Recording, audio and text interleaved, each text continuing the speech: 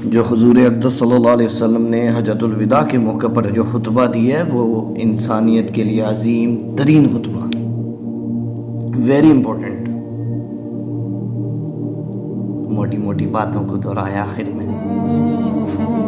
دیکھو عورتوں کے حقوق ادا کرو، دیکھو غلاموں کے ساتھ اچھا سلوک کرنا.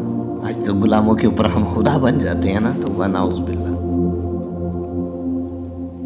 موٹی موٹی باتیں. 1.25 لاکھ کا مجمع تھا، 1.25 لاکھ، 1.25 لاکھ کا مجمع بہت بڑی بات تھی. 1.25 لاکھ کا مجمع تھا. صحابہ سے سوال کی. صحابہ سے جب نبی پاک صلی اللہ علیہ وسلم کچھ پوچھتے تھے، کچھ فرماتے تھے، تو صحابہ جو ہے اکثر اوقات تو خاموش رہتے تھے، ادب. اور پھر اگر جواب بھی دینا ہوتا تو بہت مختصر سا، اللہ جانے اس کا رسول جانے، بڑا مختصر سا جواب دیتے تھے. ہماری طرح کے شارپ شوٹر نہیں تھے، چلبلے نہیں تھے جو استادوں کو بھی سکھانا شروع کر دیتے ہیں، اپنی ذہانت کا روب اپنے استادوں پر جاڑتے ہیں. ویسے نہیں تھے، بڑے طریقوں سے چلنے والے تھے. تربیت تھی، ایمان بنا ہوا تھا. اور نبی پاک صلی اللہ علیہ وسلم نے 1.25 لاکھ کے مجمع میں کوئی سپیکر نہیں تھا، کوئی ساؤنڈ سسٹم نہیں تھا اس وقت، کوئی مائک نہیں ہوتے تھے، کوئی ایسا پبلک ایڈریس سسٹم نہیں تھا. سب سے سوال پوچھے، اے صحابہ کیا میں نے تم تک دین پہنچا دیا؟ صحابہ نے جواب دیا، کیا میں نے تم تک دین پہنچا دیا؟ جب نبی صلی اللہ علیہ وسلم نے پوچھا کیا میں نے تم تک دین پہنچا دیا، صحابہ رضوان اللہ اجمعین نے عرض کیا، یا رسول اللہ آپ نے دین پہنچا بھی دیا، دین پہنچانے کا حق ادا کر دیا. دین پہنچانے کا حق ادا کر دیا. نبی پاک صلی اللہ علیہ وسلم نے اس وقت آسمان کی طرف انگلی اٹھائی، اشارہ کیا شہادت کی انگلی سے، اللہم اشہد اللہم اشہد اللہم اشہد. اے اللہ میں نے ان تک دین پہنچا دیا، یہ مان رہے ہیں. They can't sue me in your court on day of judgment. یہ it was the sigh of relief. 23 برس کی محنت، کیا کیا نہیں دیکھا، کیا کیا ظلم ہوا، کیا کیا قربانی تھی. نبی صلی اللہ علیہ وسلم نے فرمایا کہ جتنا مجھے دین کے لیے ستایا گیا کسی کو بھی نہیں ستایا گیا. 23 برس کی محنت. کون کون سے مراحل آئے ہیں، یوم طائف بھی ہے، پتھر کھائے، ہونو ہونی ہو گئے، فرشتے آ رہے ہیں، کیا کیا پوچھا جا رہا ہے. جبرائیل امین، اللہ کو غصہ چڑھ گیا. کیا کیا مراحل ہے. 3 سال کی شیب بنی ہاشم کی قید بھی ہے.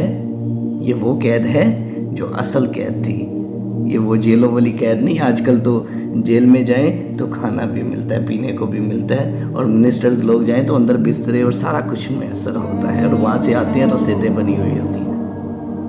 مارکہ وقت بھی ہے، احزاب بھی ہے، 70 مبلغین بھی ذبح کیے گئے. آپ صلی اللہ علیہ وسلم کے دندان مبارک شہید ہوئے ہیں. آپ صلی اللہ علیہ وسلم کی بیٹیوں کو طلاقیں ہوئی ہیں. آپ صلی اللہ علیہ وسلم پر it was a sigh of relief. 23 برس کی محنت. اور فرمایا اے اللہ تو گواہ ہے نا، میں نے ان تک دین پہنچا دیا جو حاضرین تھے وہاں پر. اب ان کا کام ہے غائبین تک دین کو پہنچانا. اب غائبین جو وہاں موجود نہیں تھے اور جو دنیا میں بھی موجود نہیں تھے وہ بھی غائبین. نبی صلی اللہ علیہ وسلم آخری نبی ہیں. آپ صلی اللہ علیہ وسلم کے بعد اب کسی نبی نے نہیں آنا. یہ ہمارا عقیدہ ہے اور یہ سچ اور حق ہے. آپ صلی اللہ علیہ وسلم کے بعد کسی نبی نے نہیں آنا. تو نبی پاک صلی اللہ علیہ وسلم نے فرمایا اس وقت جو غائبین تھے وہ ہم تھے. ہم تک صحابہ نے محنتیں کی، دین پہنچایا، نکلے گھروں کو. حضرت عباس رضی اللہ تعالیٰ عنہ کے 10 بیٹے اور 10 کے 10 کی قبریں علیحدہ علیحدہ ملکوں میں.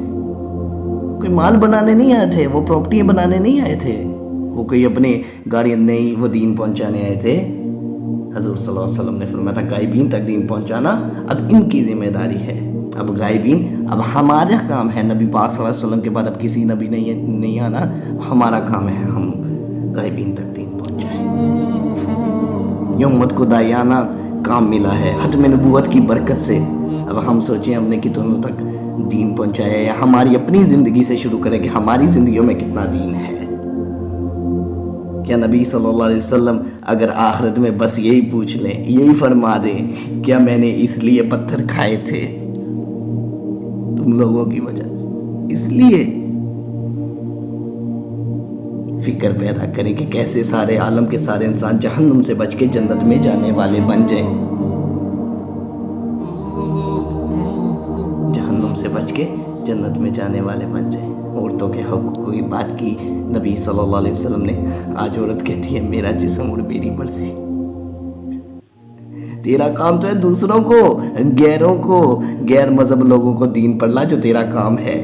इस दुनिया का तो, इस उम्मत का तो इतना बड़ा रुतबा है कि इसको नबियों वाला काम मिला है। खुद की फ़िक्र के साथ दूसरों की फ़िक्र करना, खुद भी नेकी के काम करना, दूसरों को भी नेकी की दावत देना, खुद भी अच्छाई पे चलना, दूसरों की भी अच्छाई की तलकीन करना, खुद भी बुरे कामों से बचना, दूसरों को भी बुरे कामों से बचने की तलकीन करना और अल्लाह की तरफ बुलाना लोगों को। इस उम्मत का काम ही ये है। अल्लाह पाक इस उम्मत की तारीफ़ फरमा रहे हैं, कुंतुम खैरा उम्मतिन उखरिजत लिन्नास तअमुरूना बिल मारूफ व तनहौना अनिल मुनकर व तुमिनूना बिल्लाह। तुम बेहतरीन उम्मत हो, लोगों के नफ़ा रसानी के लिए निकाली गई हो, बड़ी बातों का हुक्म करती हो और बुरी बातों से रोकती हो और एक अल्लाह पर ईमान रखती हो। ये उम्मत, मेरा जिस्म मेरी मर्जी, हस्पतालों में पड़ी हुई है, तेरा जिस्म तेरी मर्जी। तेरा जिस्म तेरी मर्जी होती तो तू, तेरी मैयत को तो लोग ना ला रहे होते, तेरी मैयत को औरतें ना ला रही होती। तेरा जिस्म तेरी मर्जी। ये औरतें नहीं हैं, जो अच्छी औरतें हैं वो ऐसी नहीं है, ये उनको बदनाम कर रही है।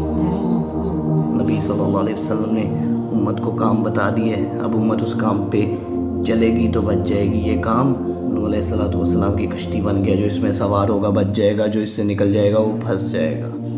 जो दीन की मेहनत वाले आलिशान नबी सल्लल्लाहु अलैहि वसल्लम की मेहनत के काम में लग गया, अल्लाह के झंडे को पकड़ने वाला बन गया, वो बच गया। जो इस काम में फंस गया वो बच गया, जो बच गया वो फंस गया।